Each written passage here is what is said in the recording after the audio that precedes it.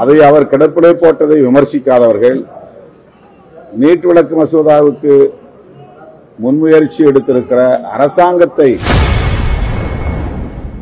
NEET விவகாரத்தில் முதல்வரும் துணை முதல்வரும் நாடகமாடுவதாக தாவேக தலைவர் விஜய் கூறியது குறித்து செய்தியாளர் எழுப்பிய கேள்விக்கு விசிக தலைவர் திருமாவளவன் பதிலளித்துள்ளார்.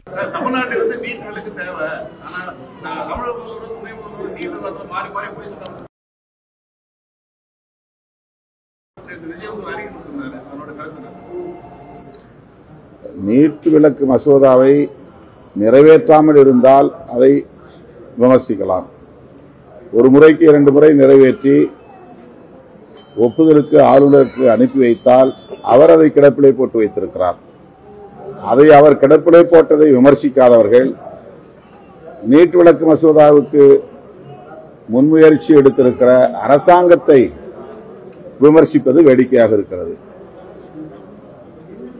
இந்திய ஒன்றிய அரசுதான் இதில் தமிழ்நாட்டு மக்களுக்கு எதிராக செயல்படுகிறது. தமிழ்நாடு ஆளுநர் RN ரவி அவர்கள்தான் தமிழ்நாட்டு மக்களுக்கு எதிராக செயல்படுகிறார். அதை விமர்சிக்காமல் மசோதாவை கொண்டு வந்து அனைத்து முயற்சிகளையும் மேற்கொண்டு வருகிற மாநில அரசை விமர்சிப்பது வேடிக்கையாக இருக்கிறது. இவர்கள் யாருக்கானவர்கள் என்பதை இதிலிருந்து புரிந்து கொள்ளலாம்.